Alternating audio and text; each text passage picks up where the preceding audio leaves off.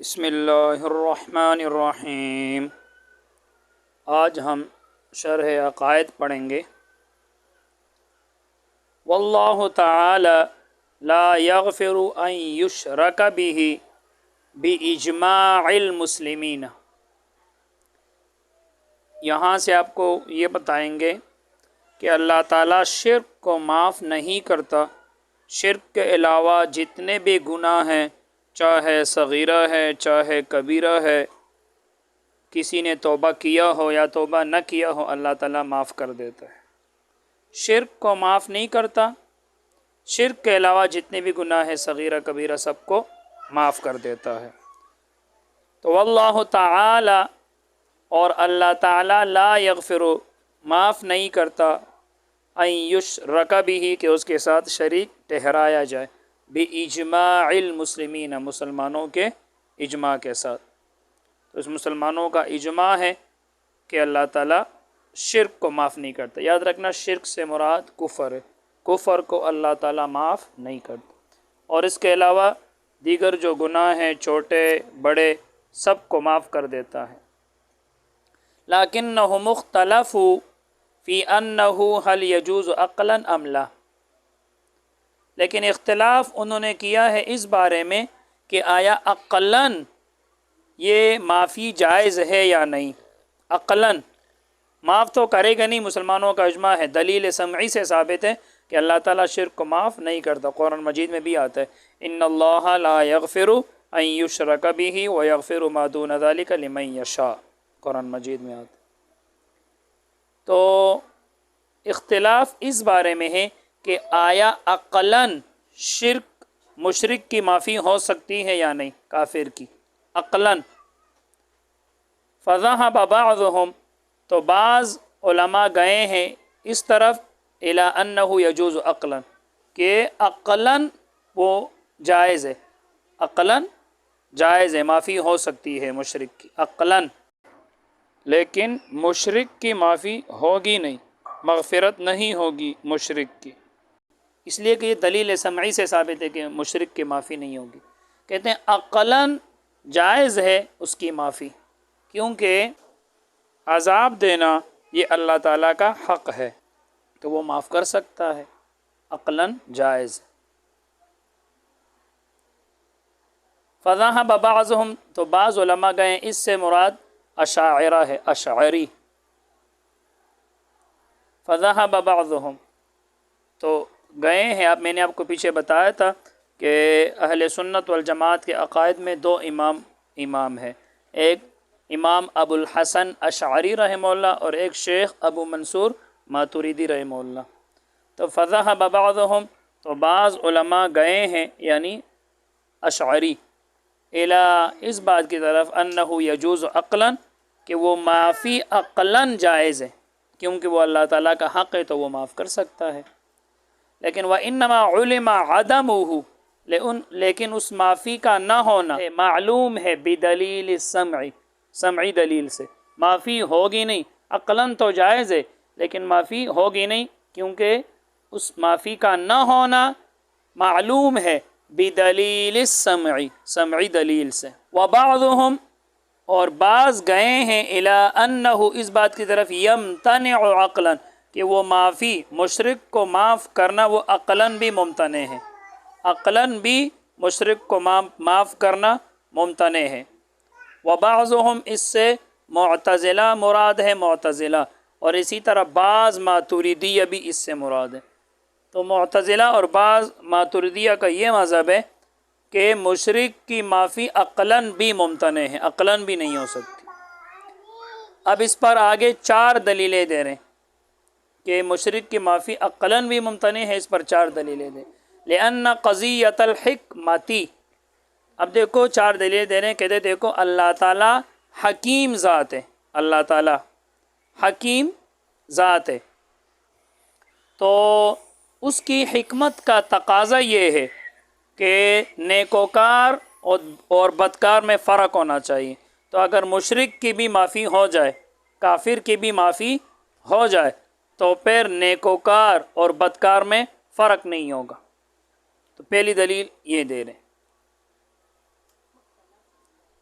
کہتے ہیں لأن قضیت الحکمتی، اس لیے کہ حکمت کا تقاضا ہے. کیا تقاضا ہے؟ التفرقۃ بین المسیء والمحسن، کہ بدکار اور نیکار کے درمیان فرق ہونا چاہیے. یہ پہلی دلیل. اب دوسری، والکفر نہایۃ فی الجنایۃ لا يحتمل الاباحۃ ورفع الحرمۃ اصلا فلا يحتمل العفو ورفع الغرامۃ.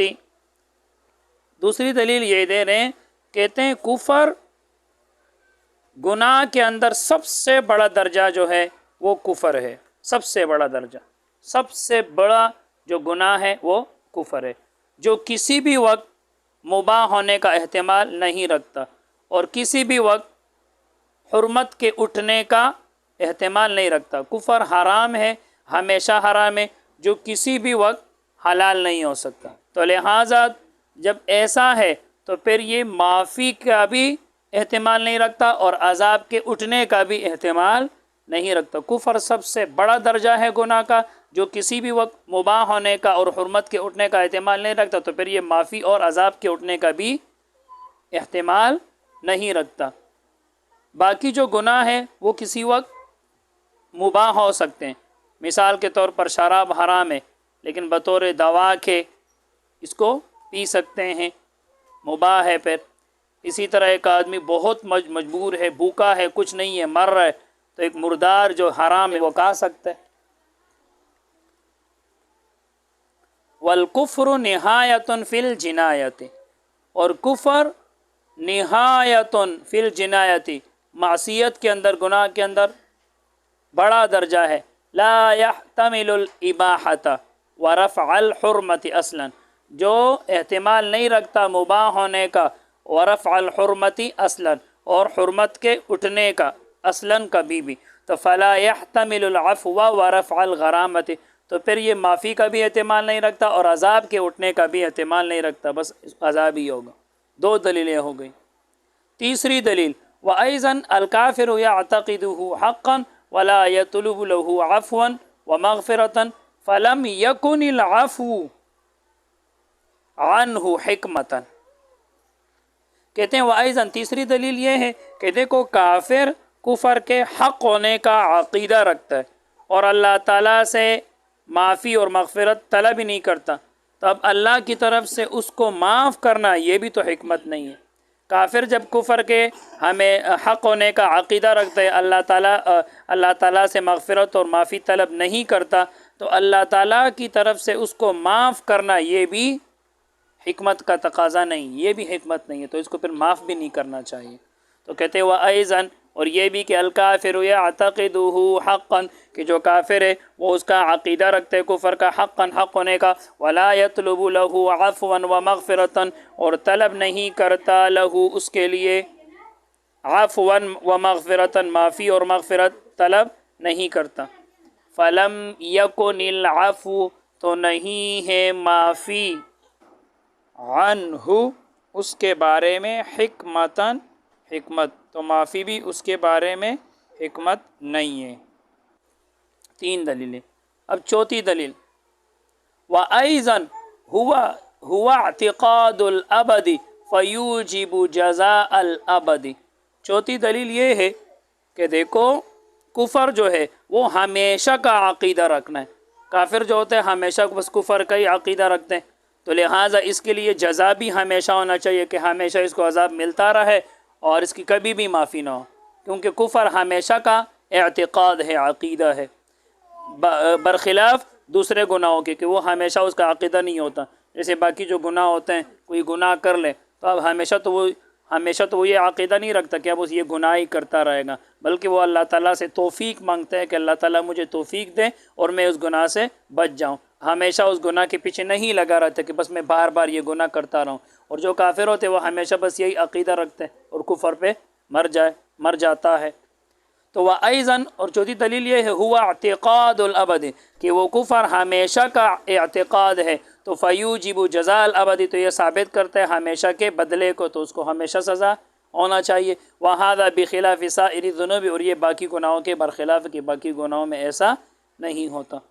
وَيَغْفِرُ مَا دُونَ ذَلِكَ لِمَن يَشَاءُ مِنَ الصَّغَائِرِ وَالْكَبَائِرِ، اور اللہ تعالیٰ معاف کرتا ہے اس کے علاوہ کو، یعنی شرک کے علاوہ کو معاف کرتا ہے، لِمَن يَشَاءُ جس کے لیے چاہے، مِنَ الصَّغَائِرِ وَالْكَبَائِرِ صغیرہ گناہوں میں سے ہو یا کبیرہ گناہوں میں سے ہو، بس شرک کو معاف نہیں کرتا، مع التوبۃ او بدونها، توبہ کے ساتھ ہو یا توبہ کے بغیر ہو، چھوٹا گناہ ہو یا بڑا گناہ ہو، توبہ کیا ہو یا نہ کیا ہو، بس اللہ تعالیٰ معاف کر دیتا ہے، خلافا للمعتزلۃ، برخلاف معتزلہ کے۔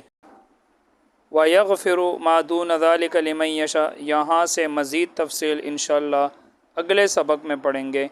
بس آج کے لیے اتنا ہی، اللہ تعالیٰ ہم سب کو علم نافع عطا فرمائے۔ السلام علیکم ورحمۃ اللہ وبرکاتہ۔